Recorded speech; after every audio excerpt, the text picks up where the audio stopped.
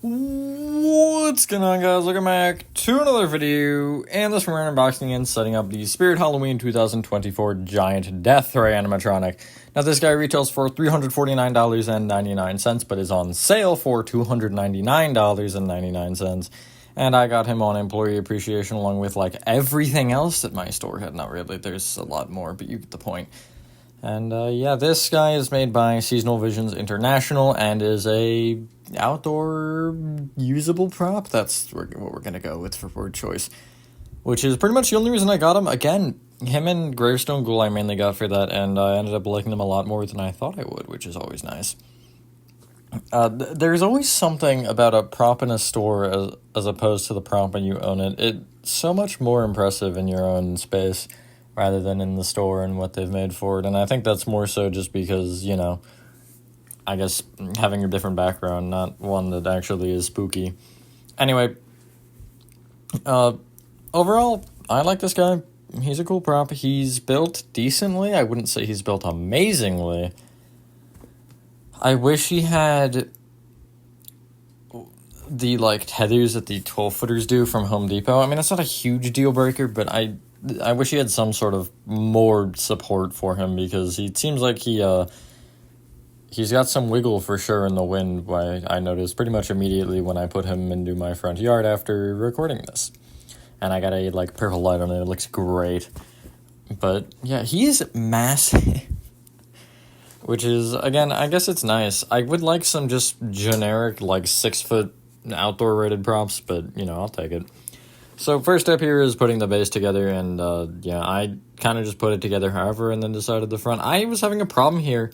For some reason, like, that front half, or at least the one closest to the camera, was not lining up. I ended up getting it eventually, but I did struggle for longer than I should have. Overall, he's got a good amount of bracing, I guess, on the base, or, like, cross beams, which is good. He comes with... You may have seen them when I pulled him out of the box.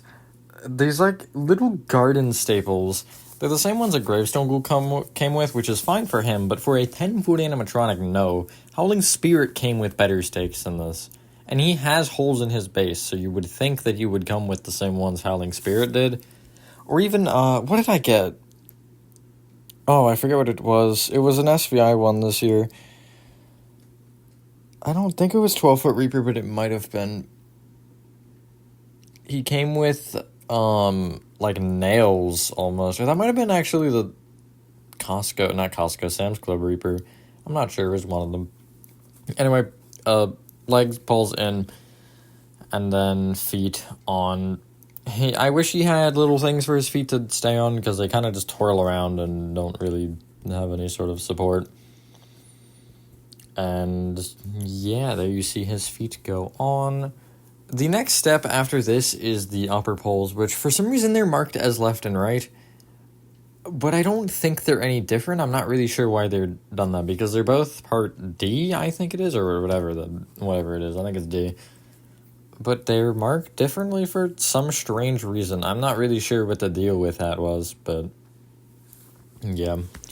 His metal is not really crazy thick. It's not thin by any means, but it's like... I'd say it's slightly thinner than the Giants, the Home Depot Giants, like... Oh, God, what would I even say? Yeah, like, probably, like, 2/3 the size of, like, 15-foot Phantom, or maybe Skelly. I don't know, I don't have Skelly. After this, you put on the clothes. The clothes are all one piece, and I don't like the quality of them very much.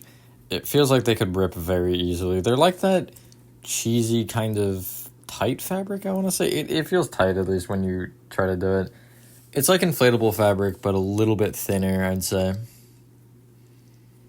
But, like, more compact in a way? I don't know. It's kind of weird. But yeah, you just get that over the legs and everything. And it's pretty easy. Just Velcro on the back. Same thing as per usual. As far as, like, outfit and stuff, he's not crazy looking, and I'm going to be real with you. When he first came out, or when the video first was released of him from Spirit, I disliked him heavily. But he just slowly grew on me the more I saw him in the store. His audio is pretty unique, and he's got a nice, unique look to him, and he fits what I need, which is kind of graveyard-ish. Well, it is graveyard, but he's not fully graveyard. Anyway, yeah. One thing I noticed that's very interesting. This next part is just like the control box and everything. That's fine. It's separate, which is strange to begin with. But his entire upper body is plastic molded. You'll see what I mean in a second. Next step, anyway, after this is to lay him down onto the box like you typically do with these giants, and then you continue going from there. Actually, you plug in the adapter first, which is an interesting point. I don't know, it is maybe a little strange to plug in the adapter. But again, I guess what are you going to do with it later? Anyway, you get that in and all that stuff, and don't forget the water cap, because yeah. But anyway, I'm just undoing the twist tie right now. I forgot to cut that out, oopsies. Anyway, yeah, he's got a pretty long adapter cord, which is nice. These big ones usually have longer cords. Or actually, all the outdoor ones have longer cords. Gravestone Ghouls is crazy long for no reason. But anyway, here's that upper body I mentioned, fully plastic molded, which is pretty nice, for sure. And it has the LED strips on it, which are kind of just cheesily taped on in most spots. I noticed that later on with his left arm, the tape was like over the hole for it, so I ended up just tugging it inside and it didn't really make a difference. But yeah, 1,000,001 wires to connect, and then you have to find the sensor, which I was so stupid and couldn't find until I realized it was actually connected to the brown wire, and I just had to, get it. But I did fail for probably longer than I should care to admit.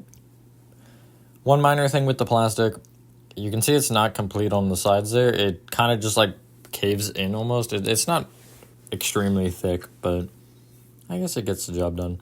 Now you put on his head, which is typical SVI servo head, where you have to put a screw into the side of it to keep it in place. He's got a pretty nice looking head. It's cool looking. I'm not a huge fan of the light bulb effect, as I'm going to call it. It's not like the end of the world, but, it could be better. Although it actually, pulsates, which is pretty interesting. I do like that effect. And then here you pull, I think, up the clothes. Maybe I connect a wire. No, you pull up the clothes. I was just seeing what that wire was, which ends up going to the arms. But yeah, I'm reading instructions. There we go. And this just goes up and over, and yeah. The creepy cloth in his arms is also pretty cool. It's a small detail, but it actually makes him look a lot better.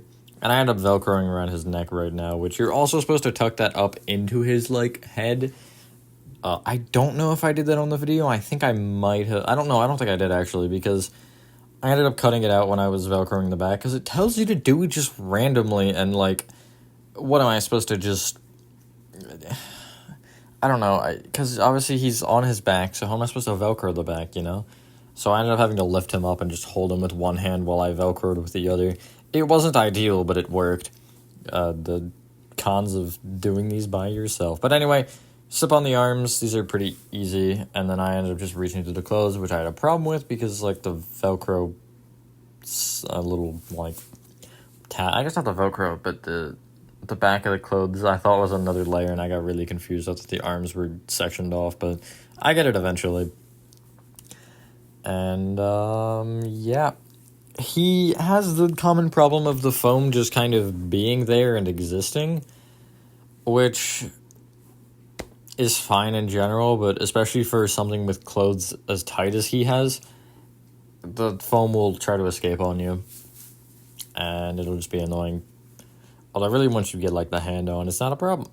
Although, it's annoying still, regardless. Anyway, here I'm connecting his arm wire in. I think he has two. One that goes to the chest, and one that goes down into the control box, which are both yellow, actually. One is, one of the circular ones, and the other one's, a cap, almost. It's kind of weird. But anyway, here you see his hand on. I ended up doing... Because, SVI, you pretty much know what's going on. It's usually, arm, hand, but I do arm, hand, because I'm just a little different. But, yeah, I guess it's a good point to say, well, do I recommend this guy? Absolutely. I think he's a good prop. Again, I don't know if I would pay $300 for him, but what did I end up paying? I think $180? So, that's an absolute steal. I'd say he's, $250 worth. Because he's not exactly as, I would say... well made as the Home Depot Giants, but he's still good. He still has his upsides for sure. But yeah, I still have more time to ramble as I do this arm. And here you see the foam escapes on me. And I thought it ripped because it felt short, but it didn't. I was fine. I ended up just having to slip it off and then pull the arm out, which was annoying. But yeah, overall he's good. He is basic, so I mean, I guess what's nice about that is you can pretty much fit him however you want into really whatever you want. Obviously, I wouldn't put him in the middle of like a circus or something, but he's can go really farm. You could put him in like you could go with 12-foot Scarecrow or Max Straw or whatever, or you could put him with a Graveyard or whatever. Also, I do find it funny he's in a circus theme and spirit. I didn't even mean to call out spirit like that. My bad. And here you see I am having problems with the spring pin for some reason. I think it's because he is trying to lay on his own arm, which is why I have him so far like towards the camera here for that one arm, but then it gave me problems on this one. And then I connect the other wire, and it's pretty much it. I can't stop now, though, because I have to keep going. I really love the light pattern on this guy as well. The like flashing lights in the different order and whatever the heck is going on is pretty cool. And definitely a recommended prop if you can find them for cheap enough. I usually will recommend a prop if I buy it, though, so that checks out. I mean, except for the Sam's Club Reaper. Anyway, that's where I'm going to end the video, I suppose. As I put on the Velcro on his hands. Thank you guys so much for you guys did enjoy this video. As mentioned, you will get a demo of it in about the same lighting that it's in right now, which is just dark enough for you to be able to see his pretty epic lights. And, yeah, that being said, have a fantastic rest of your day or night, and I will see you on the next one. Peace.